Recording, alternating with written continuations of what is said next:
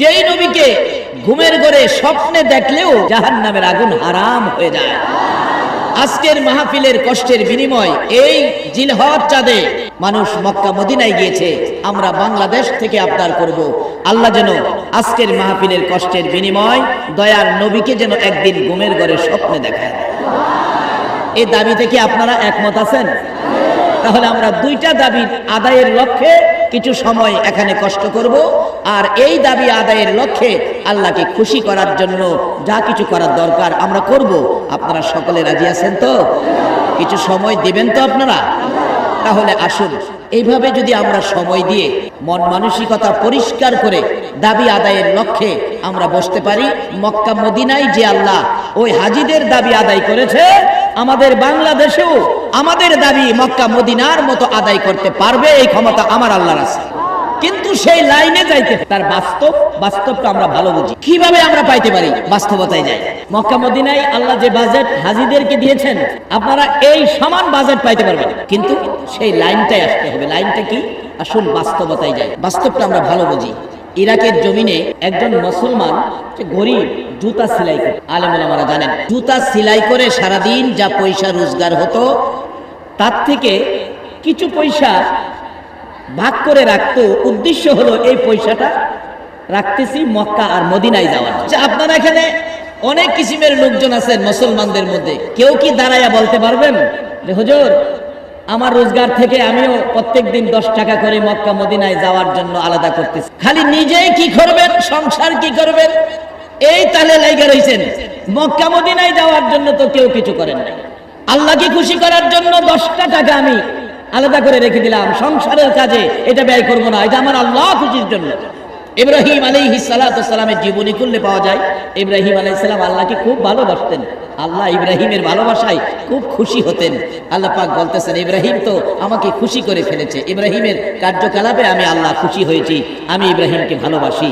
দুই ফেরেশতা বলেন আল্লাহ আপনি ইব্রাহিমের প্রতি ভালোবাসেন, ইব্রাহিম আপনাকে কেমন ভালোবাসে আমরা একটু পরীক্ষা করব, অনুমতি দেন।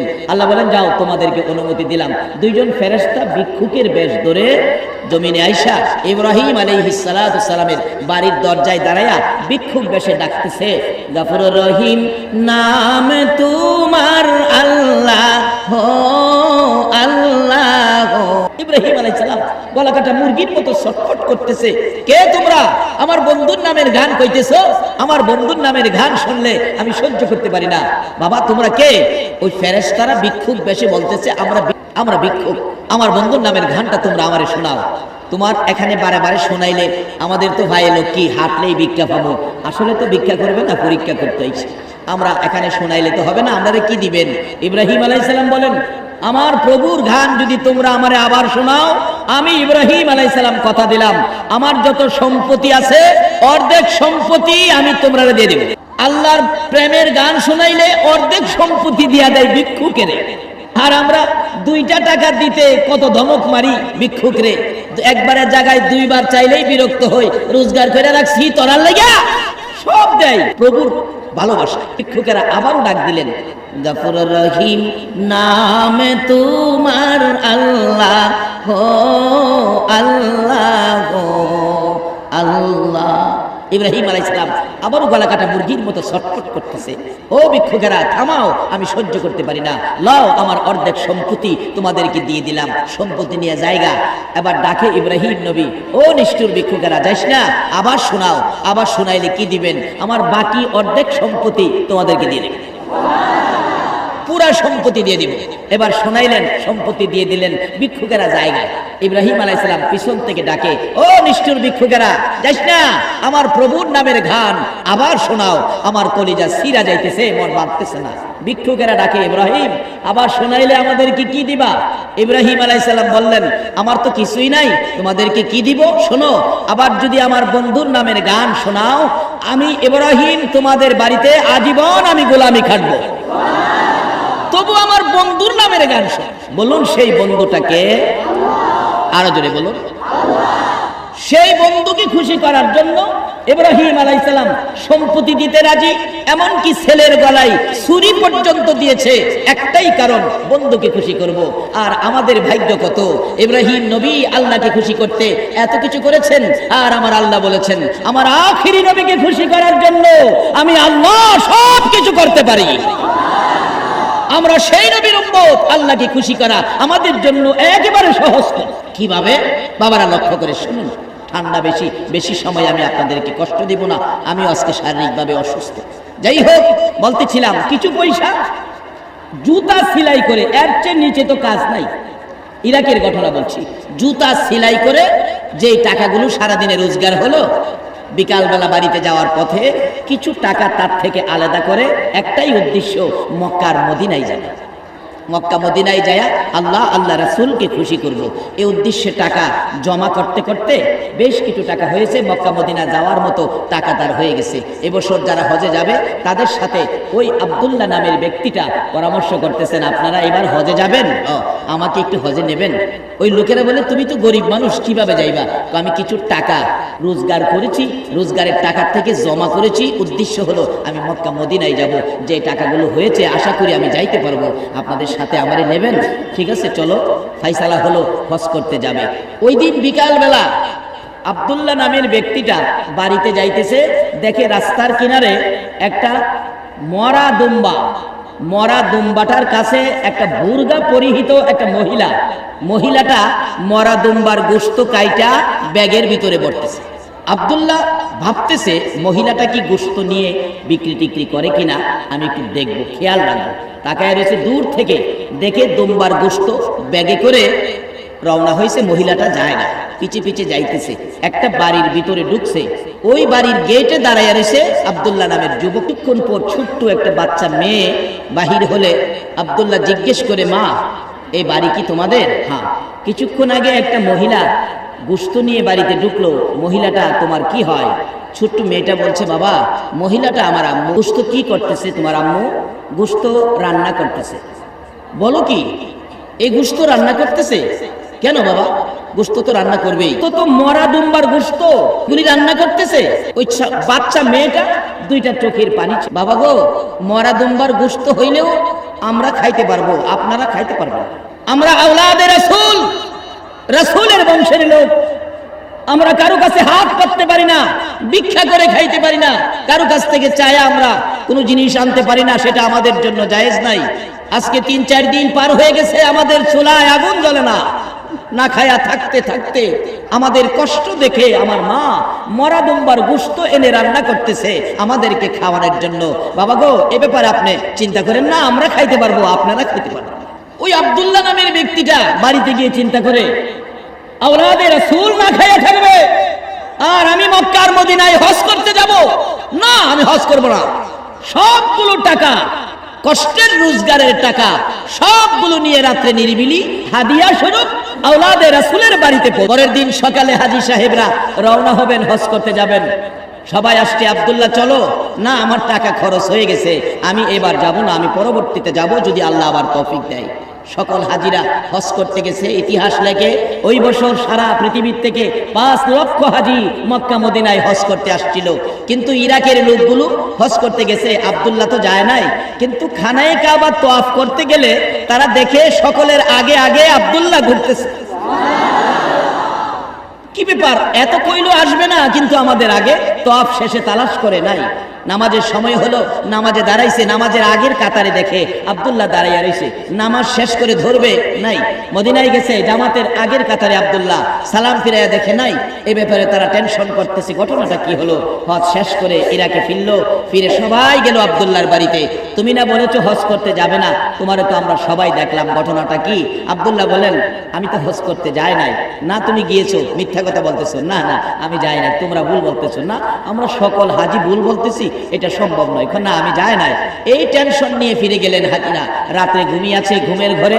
সকল হাজিকে আল্লাহ পাক একই সময়ে একই স্বপ্ন দেখাইতেছে, ও হাজিরা তোমরা 5 লক্ষ হাজি হজ করতে এসেছিলা, এই বছরে আমি মক্কা মদিনায় কারো হজ আমি কবুল। কিন্তু আব্দুল্লাহ নামের ব্যক্তিটা, আমি যার ভালোবাসায় কুল কায়নাত সাজাইছি, ওই নবীর বংশের লোক, কষ্টের মধ্যে আছে, নবীর ভালোবাসায় আওলাদে রাসূলকে খুশি করার জন্য হজের সবগুলো টাকা তাকে দান করে দিয়েছে।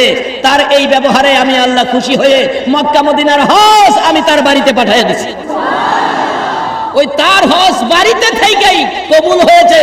এই হজ কবুল হওয়ার কারণে আব্দুল্লাহর হজের বিনিময় উসিলাই তোমাদের সকলের হজ এবার কবুল। ইরাকে থেকে যদি মক্কা মদিনার হজ বাড়িতে আনতে পারে, আমরা যদি সেই মন মানসিকতা নিয়ে আজকের মাহফিলে সময় দেই, মক্কা মদিনার বরকতের ভাগী আল্লাহ কি আমাদেরকে দিতে পারে না?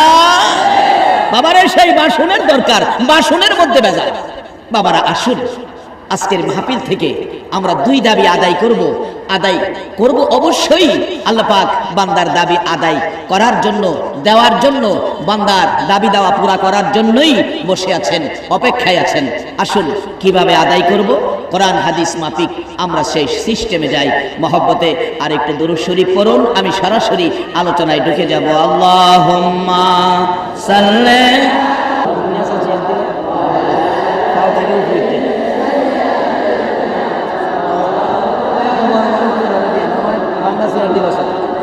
Allahumma salli ala maulana Muhammad wa ala ali sayyidina নবীর মায়া ছেড়ে মানুষ কোথায় আছো বুঝি না, তোমার মায়ায় কান্দে নবী, তোমার মায়ায় কান্দে নবী, শুয়ে সোনার মদিনা। আল্লাহুম্মা সাল্লি সাইয়্যিদিনা মাওলানা মুহাম্মদ ওয়া আলা আলি সাইয়্যিদিনা মাওলানা বালাগাল উলা বিকামালিহি কাশাফাত তুজা বিজামালিহি আসনাত জামিউ খিসালিহি সাল্লাল্লাহু আলাইহি। বাবারা ভাইরা, আমি পবিত্র কোরআন শরীফ থেকে সর্বপ্রথম তেলাওয়াত করেছি ওমা খালাকতুল জিন্না ওয়াল ইনসা ইল্লা লিয়াবুদুন। এটা সরাসরি কোরআন, আল্লাহ নিজে মানুষ এবং জিন জাতির উদ্দেশ্যে ওয়াজ করেছেন। সেই ওয়াজটা হলো মানুষ এবং জিন জাতিকে সৃষ্টি করার পিছনে একটাই কারণটা হলো কি, ইল্লা লিয়াবুদুন। মানুষ এবং জিন এই দুই জাতি করবে আমি আল্লাহর ইবাদত, আর সকল মাখলুকাত করবে তাদের খেদমত। সব করবে ইবাদত আর সকল মাখলুকাত করবে তাদের খেদমত। বলুন সকল মাখলুকাত আমাদের খেদমতে আছে কিনা? সবাই যেমন কইলেন না। চন্দ্র সূর্য তারাও মাখলুক, সৃষ্টি করছে আল্লাহ। বলুন তারা আমাদের খেদমতে আছে কিনা? একটু ভিন্ন করছে। আজকে হয়তো সূর্য অনেকে দেখেন নাই। বলুন তো অবস্থাটা কি? আরামে আছে না কিছু বেজাল লাগতেছে? একটা দিন সূর্য খেদমতে ডিস্টার্ব করতেছে, কত কষ্ট। যাদের শীতের কাপড় অভাব তারা বুঝতে পারতেছে কি যে অবস্থা যাইতেছে। এইভাবে সূর্য দিয়েছে আমাদের খেদমতের জন্য। আজকে বিদ্যুতের বাতি জ্বালান, 3 মাস যদি একটানা বিল না দেন লাইন কাইটা দিবে কোম্পানি। আর এই যে বছরের পর বছর, শত শত বছর এই যে সূর্যের আলো ব্যবহার করতেছেন, কোনদিন কি আপনাদের বাড়িতে একটা বিল আইছে?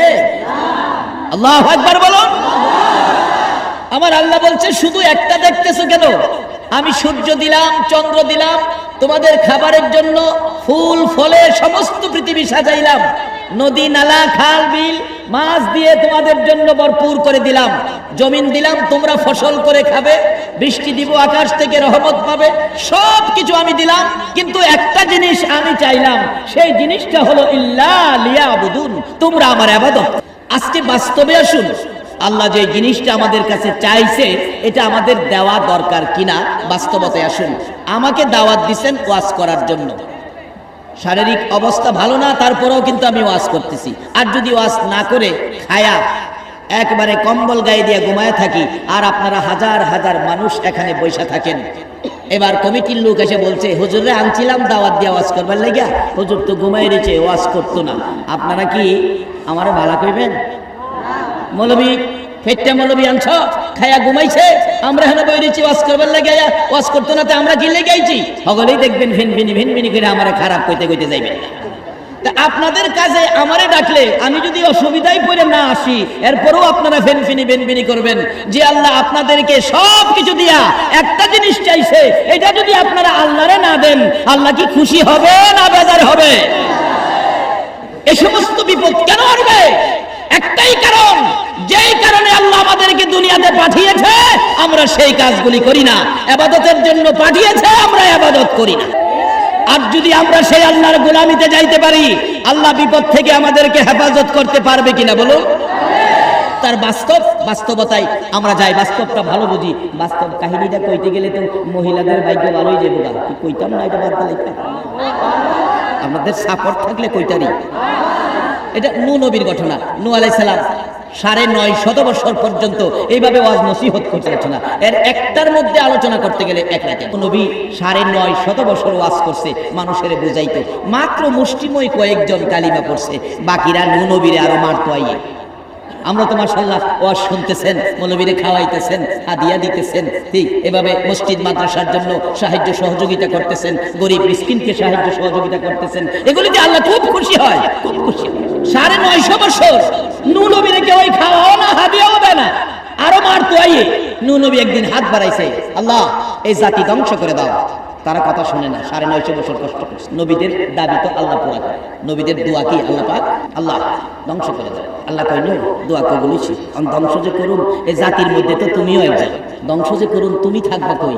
মুরব্বীদের মুখে শুনছি শিয়াল, চিনেন আপনারা শিয়াল যখন দিনের বেলা বাইরে হয়, কারণ বশত দিনেও বাইরেতে হয়, কাকে দেখলে কাকা করে, এটা কিন্তু কোরআন হাদিস না। শিয়ালে নাকি কয় আল্লাহ গাছের আগাদা ফানি যাইতো, দেখতাম কাওয়া কই বইয়া কাকা করে।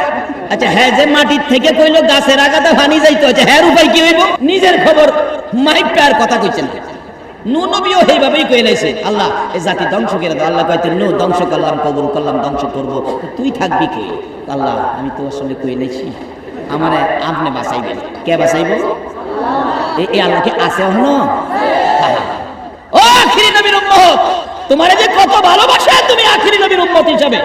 আখিরি নবীর উম্মত যুবকগুলো রাত্রে ঘুমের ঘরে ঘুমিয়েছে, নামাজও করে নাই, ভালো কাজও করে নাই, শুধু ঘুমাই রইছে। আল্লাহ ডাকে, ও ফেরেশতারা দেখছো আমার আখিরি নবীর উম্মত যুবকগুলো এই রক্ত গরম যুবক অবস্থায় ইচ্ছে করলে অন্যায় অপরাধ করতে পারতো, তা না করে ঘুমের ঘরে ঘুমিয়েছে। আমি আল্লাহ কত যে খুশি হলাম, তারা একটা অন্যায়ও করে নাই, ঘুমাই রয়েছে। ফেরেশতারা কয় আল্লাহ এরা ভালো কাজও করে নাই, কিন্তু আল্লাহ কয় ভালো করছে না, খারাপ করছে কিনা? কয় না, কোনো খারাপ করে নাই তো, তারা ঘুমাই রয়েছে। আল্লাহ পাক বলে এই বয়সে যে অন্যায় কাজে না গিয়া ঘুমের ঘরে ঘুমাই রয়েছে, আমি আল্লাহ তাদের সারা রাত ঘুমন্ত অবস্থায় নফল নামাজের নেকি দিয়ে দিলাম।